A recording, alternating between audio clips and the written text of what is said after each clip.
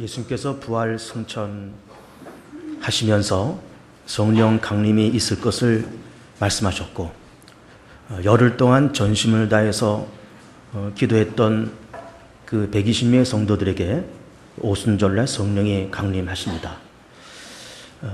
성령 충만받은 제자들이 나가서 전한 복음의 핵심은 바로 얼마 전에 갈보리에서 죽으신 그 예수님은 살아나셨다. 그리고 하나님께서 그를 주와 그리스도 되게 하셨다. 이런 복음과 메시지를 전하게 됩니다. 그러면서 사도들이 하는 말이, 너희들이 얼마 전에 하나님의 아들을 불법한 자들의 손을 빌려서 그렇게 죽였지 않냐. 그러나 하나님께서는 그를 음부에 버리지 아니하시고 썩음을 당케 하지 아니하시고 그를 죽은 자 가운데서 일으키셔서 주와 그리스도 되게 하셨다.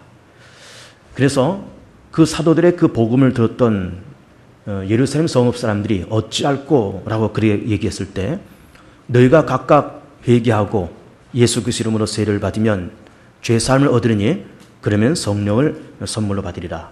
그러면서 3,000명, 5,000명씩 세례받고 예수 믿고 영접하면서 초대교회가 그렇게 급성장하는 그런 모습을 우리는 최근에 본 바가 있습니다. 그러면서 사도행전 이제 3장으로 넘어가면 이른바 그 성전 미문에 앉아있는 안진뱅이를 일으키는 사건이 등장합니다. 제9시, 우리 시간으로 오후 3시에 기도 시간이 되어서 그 미문을 통해서 성전으로 들어가는 이 베드로와 요한에게 남에서부터 안진뱅이 된 자가 무엇을 달라고 이렇게 요구했을 때 베드로가 하는 말이, 우리를 보라. 내가 은과 금은 없거니와 내게 있는 것으로 내게 주노니 곧 나사렛 예수 이름으로 일어나 걸어라. 그래서 그 오른손을 잡아 일으켰더니 발과 발목에 힘을 얻으면서 뛰면서 걸으면서 하나님을 찬미했다. 그런 말씀이 기록되어 있고, 그 안진뱅이 사건을 통해서 유대교 안에서 대단한 혼란과 그리고 갈등이 생겼고, 그리고 초대교회를 향한 엄청난 핍박이 찾아오게 되었습니다.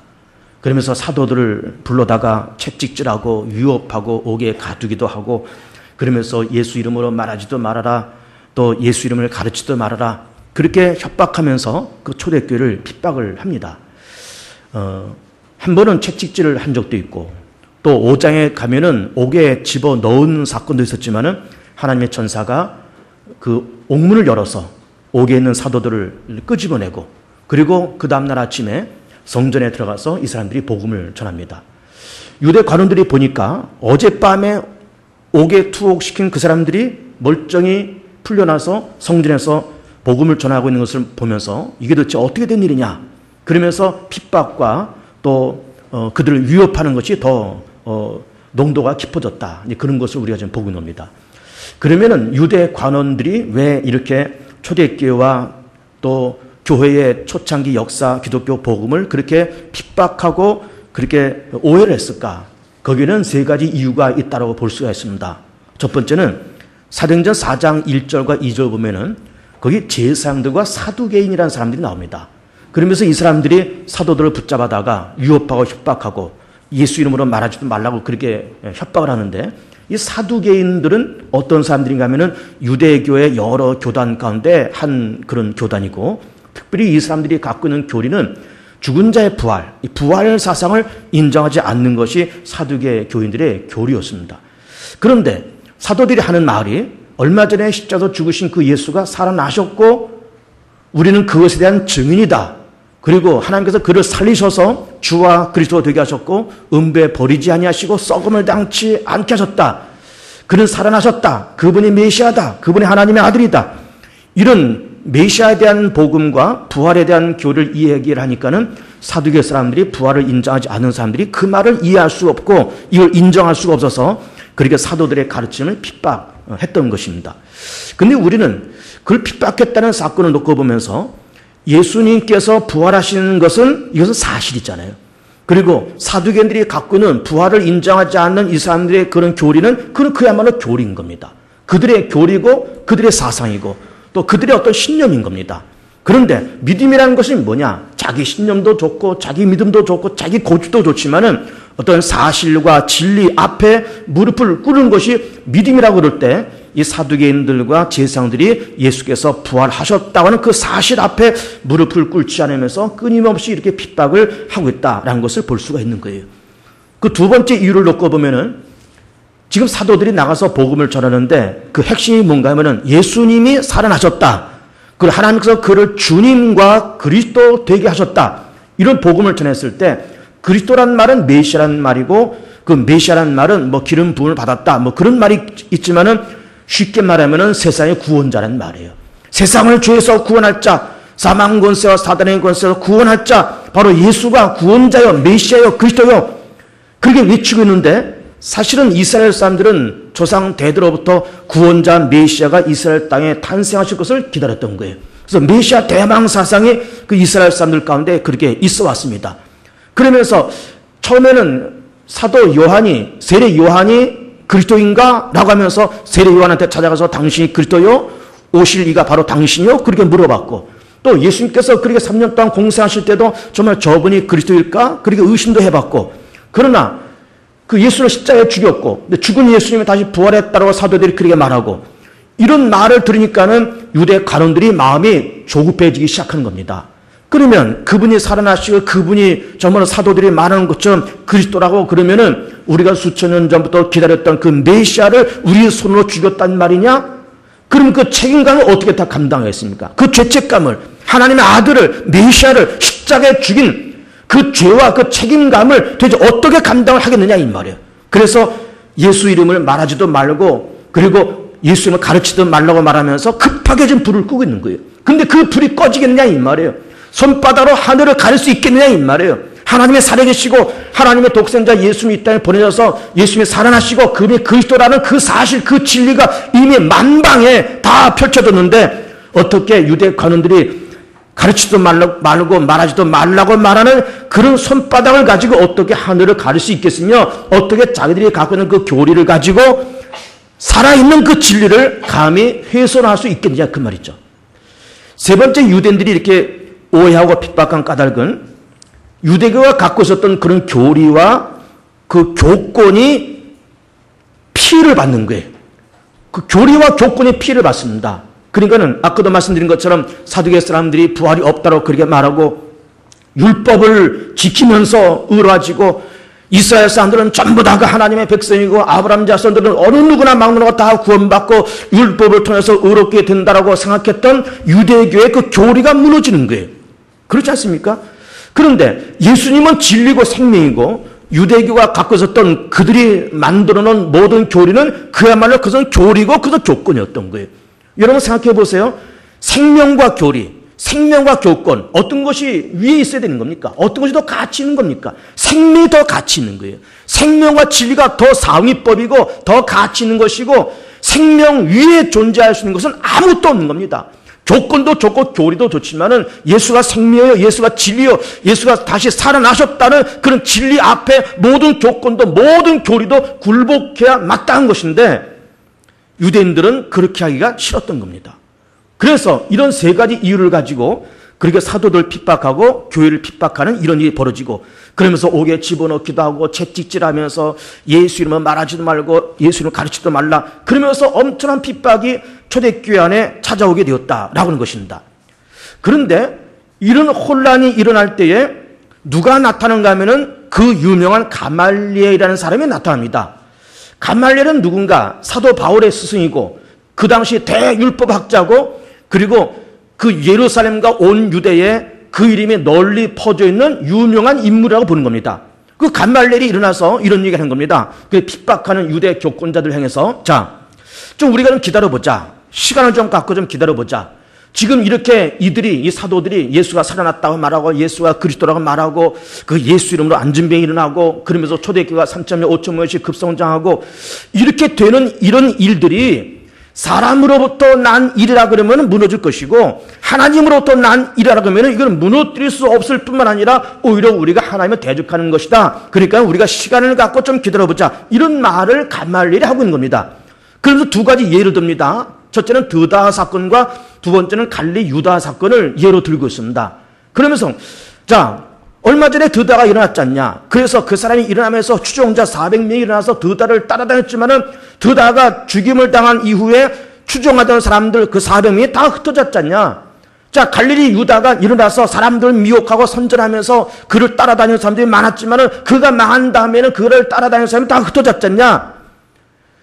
드다가 누굴까? 갈릴리 유다가 누굴까? 성경에서는 그 사람들이 누구냐라고 하는 자세한 말을 하고 있지 않지만은 우리가 말씀의 전후 맥락을 보면서 추측할 수 있는 것이 뭔가 하면은 그 당시에 어떤 이단 사상을 갖고 있는 어떤 이단자들 아니면 이방 종교의 어떤 선동자들 아니면 우상 숭배를 충동하는 우상 숭배자들이 아니었을까 그렇게 생각하고 그런 생각이 과히 틀리지 않을 거라고 보는 겁니다. 우상 숭배자들, 이방 종교에 앞장섰던 사람들, 이단자들.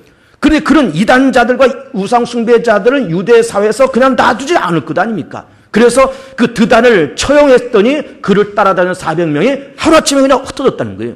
갈릴리 유다도 백성들을 선동하면서 유대교를 거부하고 우상 섬기기를 그렇게 충동질하고 이방 종교를 끌어들이자고 충동질하면서 많은 사람들이 쫓아다녔지만은 그 유다가 망한 다음에는 쫓아다니는 사람들이 망했다는 겁니다. 그러면서 감말리엘이 하는 말이 드다 사건이나 갈릴리 유다 사건의 공통점이 뭔가 하면은 이거는 사람으로부터 난 사건이었다는 거죠. 사람으로부터 난 사건. 그래서 사람으로부터 난 사건은 그처럼 망하고 그처럼 무너지는 거지만은 만약에 정말 이 사도들이 말하는 예수가 살아나셨다는 이 복음과 정말 예수가 우리의 그리스도라고 하는 이 사실이 이것이 하나님께로부터 난 사건이라 그러면은 이거는 무너뜨릴 수 없는 것이고 오히려 우리가 그렇게 하면 할수록 하나님을 대적하는 것이니까 우리가 여기서 우리가 교회를 핍박하는 일을 중지하자. 시간을 두고 좀 기다려보자. 무너지느냐 무너지지 않느냐 한번 시간을 두고 한번 기다려보자. 이런 얘기를 가말리엘이 하고 있더라 그 말이에요. 그래서 사도들을 붙잡아서 채찍질하면서 예수를 말하지 말라고 위협하면서 보냈더니 이 사도들과 공동체가 더 예수 때문에 핍박받는 것을 더 기쁘게 여기면서 더 열심히 예수를 전하고 더 기쁨으로 모이면서 교회가 그럴수록 더 결속되고 더 부흥되어 갔다라는 말씀이 3, 4, 5장을 거쳐서 기록되는 그런 말씀인 겁니다. 오늘 이 말씀을 보면서 무너질 수 없는 일들이라는 제목의 말씀을 드리고자 합니다. 무너질 수 없는 일들. 여러분 세상에는 무너지는 일이 존재하고 무너질 수 없는 일도 존재합니다. 그럼 무엇이 무너지고 무엇이 무너지지 않느냐? 여러분 잘 들어보세요. 세상의 역사는 두 가지 역사가 있다고 봅니다. 첫 번째는 구속사가 있고 두 번째는 세속사가 있습니다. 이거 신학교에서 말하는 그런 어휘인데 여러분들이 한번 참고해서 한번 들어보세요. 구속사. 무슨 말이냐면은 하나님의 세상을 구원하는 행위에 대한 역사. 하나님이 어떻게 이스라엘 민족을 구원해 나가시느냐, 하나님이 온 세계 인류를 어떻게 구원해 나가시느냐에 대한 어떤 역사, 이것이 구속사죠. 다음에 세속사가 있습니다. 세속사는 그야말로 일반 세상 역사, 우리 한국사, 세계사, 유럽 역사, 미국 역사, 이것이 세상 역사가 세속사입니다. 그러면서 세상에는 하나님이 세상을 구원해 가시려는 그런 구속사가 맹맥히 흐르고 있고 또 세상 역사도 그렇게 흘러가고 있는 겁니다. 우리나라도 역사가 있었지 않았습니까? 고려시대, 조선시대, 그리고 일제강점기, 그 다음에 6.25 전쟁, 군사정권, 그러면서 21세기 넘어오고 이런 역사가 우리 가운데 있는 것이고 이런 구속사와 세속사가 이 세상에는 맹맥히 다 그렇게 흘러가고 있습니다. 그런데 구속사도 역사고 세속사도 역사이지만은 내용과 그 끝이 다릅니다. 세속사는 항상 변질되고 때로는 소멸되기도 합니다. 소멸되고 변질됩니다. 세속사는 항상 그렇습니다. 고려시대가 망하고 조선시대가 일어나고 조선시대가 망하고 일제강점기가 일어나고 일제강점기가 끝나고 우리가 자유당 정권이 일어나고 그 다음에 군사정권이 일어나고 그러면서 세속사는 끊임없이 변질과 소멸을 반복해가는 겁니다. 그러나 하나님의 구속사는 변질도 되지 않고 소멸도 되지 않습니다. 그러면 세속사가 변질된다, 소멸된다라고 하는 그런 예를 이제 몇 가지 들어볼게요. 고려 말의 충신이었던 야은길제 씨가 대학자죠. 고려 말의 충신입니다. 고려가 끝나고 조선시대가 들어오면서 오랜 동안 은둔 생활하다가 고려의 수도인 개성을 말을 타고 오면서 이런 시를 지었습니다. 500년 도읍지를 필마로 돌아보니 산천은 의관데 인거는 간데없네. 어주버 태평세월이 꿈이런가 하노라. 그런 시를 지었습니다. 야흔길제가. 자, 고려시대 500년이 태평세월을 그렇게 지냈는데 어느 날 이시조선이 일어나면서 산천을 의구한데 인건은 간데 없다는 겁니다. 고려 말 이조시대 초창기에 야흔길제가 지은 시입니다. 여러분 잘 평소에 들었던 그런 시 아닙니까? 그 말에 무슨 말이 들어있어요? 산천은 의구한데 인건은 간데 없다. 다 변질됐구나. 고려시대도 가고 이제 조선시대가 왔구나. 사람도 다 바뀌었구나. 정권도 바뀌었구나. 시대의 사조도 바뀌었구나. 다 바뀐 겁니다. 고려시대 때는 불교를 숭배하다가 조선시대 때는 유교를 숭배합니다. 한 나라의 무슨 사조, 사상, 학문, 문화, 정치, 모든 패러다임이 다 바뀌는 겁니다. 세상 역사, 세속사는 늘 변질되고 소멸되게 되어 있습니다. 성경에도 그런 말씀이 여러 군데 기록되어 있습니다. 고린도전서 7장 31절 말씀 보시면 이렇게 기록되어 있습니다. 세상 물건을 쓰는 자들은 다 쓰지 못하는 자같이 해라. 왜냐? 이 세상의 외형은 지나가미르라. 이 세상의 외형, 우리 그전에 보는 개혁성경에서는 이 세상 형적은 지나가미르라. 그러니까는 이 세상의 외형은 다 지나간다는 거예요. 그러지 않습니까? 정치도 바뀌고 유행도 바뀌고요. 사람도 바뀌고요. 인기도 바뀌고 다 바뀝니다. 다 바뀝니다. 세상 형적, 세상 외형은 다 바뀌게 돼 있어요. 베드로후서 3장 10절 말씀 보시면 마지막 때 이 세상이 어떻게 소멸될 거냐라는 것을 이렇게 말씀하고 있습니다. 그러나 주의 날이 도둑같이 오리니 그날에는 하늘이 큰 소리로 떠나가고 물질이 뜨거운 불에 풀어지리니 땅과 그 중에 있는 모든 일이 드러나리로다. 예수께서 부활하시고 승천하시고 하나님보다 우편에 앉아 계시다가 마지막에 세상을 심판하시러 재림하는 그날, 세상의 환난과 종말이 오는 그날, 주의 날이 도둑같이 오는데 그때는 하늘이 큰 소리로 떠나가고 물질이 뜨거운 불에 풀어지면서 녹아진다는 거죠. 세상은 다 그렇게 소멸된다는 거예요. 우리가 밟고 있는 이 지구 땅, 늘 매일매일 떴다 졌다는 태양과 달도 별도 뜨거운 불에 풀어질 때가 있다는 거예요. 세상 역사는 다 그렇게 변질되고 소멸됩니다. 요한계시록 21장 1절 말씀 보시면 이렇게 기록되어 있습니다. 또 내가 새 하늘과 새 땅을 보니 처음 하늘과 처음 땅이 없어졌고 바다도 다시 있지 않더라. 놀라운 얘기 아닙니까? 예수께서 재림하시면 하늘은 큰 소리로 떠나가고 모든 물질이 뜨거운 불에 풀어지면서 새 하늘과 새 땅이 펼쳐지는데 처음 하늘과 처음 땅이 없어졌다는 거예요. 바다도 없다는 겁니다. 바다도 다시 있지 않더라. 그렇게 말씀하고 있습니다. 처음 하늘, 처음 땅, 하나님께서 태초에 창조했던 이 땅, 지구 땅, 태양, 별, 달, 모든 게 다 없어지고 바다도 없어지고 모든 것이 다 새 하늘과 새 땅이 된다는 거예요. 그러니까 세상 모든 물질도, 세상 문화도, 세상 풍조도, 세상 정치도 때가 되면 변질되고 소멸되고 없어지고, 그러나 구속사는 변질되지 않습니다. 구속사는 소멸도 되지 않습니다. 그럼 구속사가 뭔가 하면 여러분 잘 들어보세요. 구속사. 저 어려운 말이지만 잘 들어보세요. 하나님이 세상을 구원하시는 행위에 대한 역사라는 말씀을 드리고 있는 겁니다. 자, 이스라엘 민족이 애굽에 내려갑니다. 거기서 400년 종살이 합니다. 그러면서 주전 1400년에 모세의 인도를 따라서 출애굽을 합니다. 출애굽하면서 바로가 400년 종살이하던 이스라엘 민족을 쉽게 내보내지 않습니다. 왜 그런가 하면은 그렇게 60만 명 되는 이스라엘 민족은, 그 사람들은 노예이면서 동시에 군사력이고 동시에 노동력입니다. 60만 명의 노동력, 60만 명의 군사력을 하루아침에 잃어버리게 생겼으니 이거를 바로가 쉽게 허락을 할 수가 없는 거예요. 그래서 안 된다는 겁니다. 그런데 출애굽이라고 하는 것은 이건 구속사예요. 하나님께서 이스라엘 민족을 구원하시려고 하는 하나님의 역사요, 하나님의 행위요, 그 하나님의 행위와 그 구속사는 변질도 되지 않고 소멸도 되지 않습니다. 출애굽이, 결론으로 보면 출애굽이 어떻게 됐어요? 바로가 못 간다 그러고 붙잡아 놓고 별일을 다 했지만은 출애굽은 완성됐습니다. 구속사는 변질되지 않고 소멸도 되지 않습니다. 그런데 출애굽이라는 이 구속사를 놓고 보면서, 아 그래, 우리가 여기서 400년 동안 종살이했는데 이제는 여길 떠나야 돼.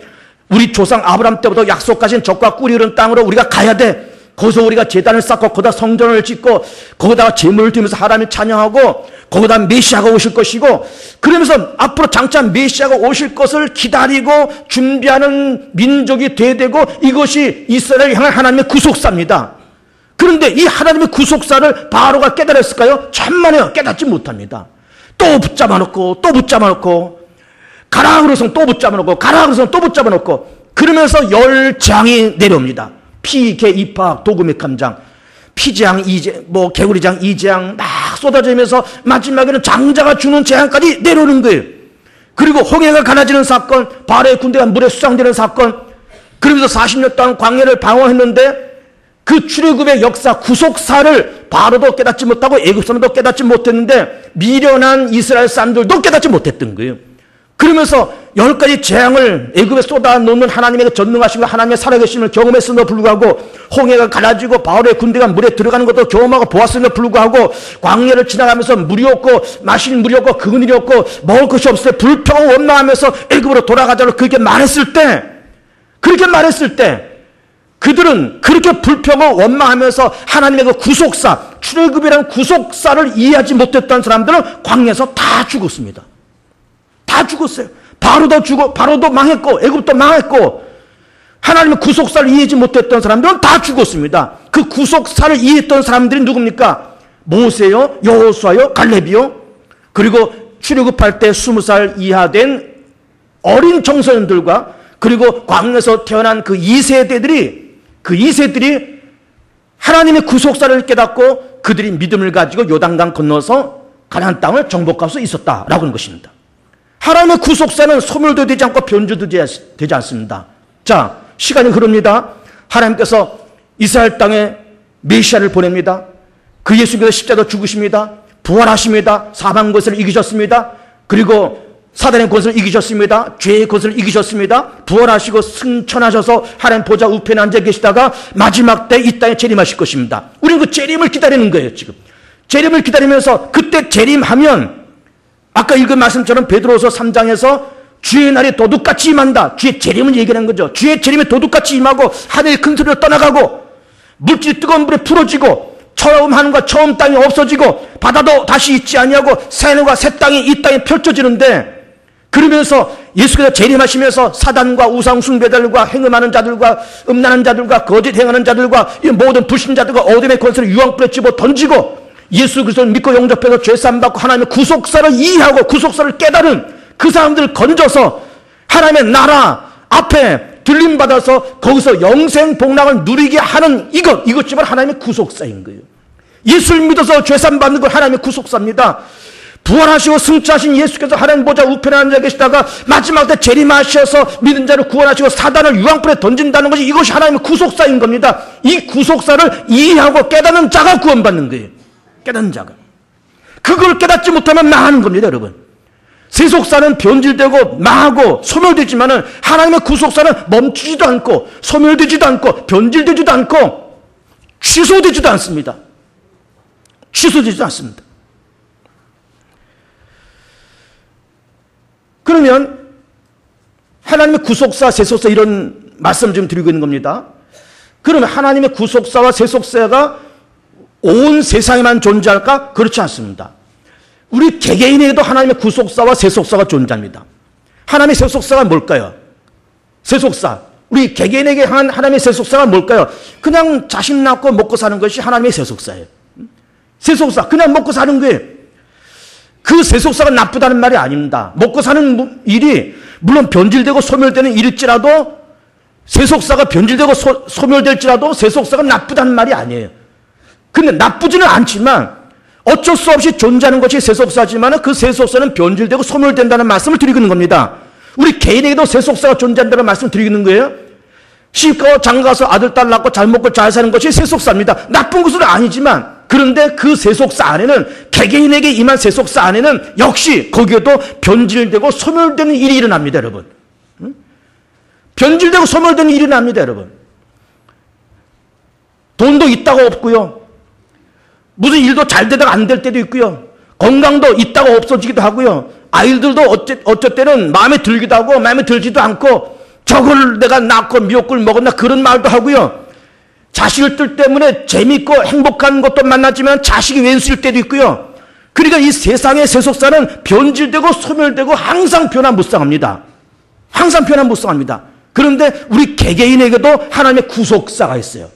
하나님의 구속사에 있다는 성경적인 근거가 어딘가 하면은 빌립보서 2장 13절 말씀입니다. 거기 이렇게 말씀이 기록되어 있습니다. 너희 안에 행하시는 이는 하나님이시니 자기의 기쁘신 뜻을 위하여 너희에게 소원을 두고 행하게 하시나니. 하나님이 우리에게 소원을 두고 행하게 하신다는 거예요. 예수를 믿어서 하나님의 구속사를 깨닫고 예수를 생명의 주임으로 하나님의 아들로 믿고 영접한 그 심령 위에 하나님의 소원을 두고 행하게 하신다는 거예요. 그 소원이 뭘까요? 하나님의 구속사예요. 하나님의 구속사. 그럼 세속사는 먹고 사는 것, 직업 갖고 돈 벌어서 아이들 기르고 먹고 사는 것, 나쁜 것은 아니지만 이거는 일반적인 세속사고, 구속사는 하나님께서 우리가 믿는 자에게 하나님의 소원을 두고 행하게 하신다는 거예요. 그러면 구체적으로 우리 개개인에게 주신 하나님의 구속사가 뭔가 하면은 세 가지가 존재합니다. 첫째는 뭘까요? 번듯한 자기 가정을 만들고, 그리고 탄탄한 자기 직업과 생업을 꾸려나가고, 세 번째는 신앙으로 승리하는 거예요. 신앙생활에 승리하고 교회 생활에 승리하는 거예요. 이 세 가지가 하나님께서 우리 모든 믿는 자에게 주신 동일한 구속사고 동일한 하나님의 소원입니다. 동일한 소원이에요. 가정 성공해야 됩니다. 아이들 번듯하게 잘 길러야 돼요. 너희들 마음대로 커라 그렇게 해서도 아니 되고, 걔네들이 공부하고 직업을 구하고, 남자아이들 같으면 여자를 선택하고 여자아이들 같으면 남자를 선택하는 것까지 부모가 간섭을 할 줄 알아야 됩니다. 그 간섭할 줄 알고 그 속에 기도할 줄 알아야 됩니다. 걔네들이 직업을 갖는 것도 부모들이 간섭하고 기도할 수 있어야 됩니다. 너는 이런 직업을 갖는 것이 좋아. 앞으로 이런 직업을 가져야 돼. 이런 여자를 만나야 돼. 이런 남자를 만나야 돼. 너 이런 가정을 꾸려야 돼. 라고 하면서 부모가 그 아이들을 가르쳐야 됩니다. 이것이 하나님께서 우리에게 주신 구속사예요. 구속사입니다. 직업도 탄탄하게 가져야 됩니다. 탄탄하게 거기서 먹고 살 수 있는 물질을 얻는 것뿐만 아니라 그 일을 통해서 자기 자신을 실하고 그 일을 통해서 기쁨을 얻고 그 일을 통해서 보람을 얻는 그런 탄탄한 자기 직업도 만들어 가야 됩니다. 얼마 전에 우리 안수 집사 이명호 집사가 요 개봉동에서 식당 하나 개업했습니다. 핑크차이.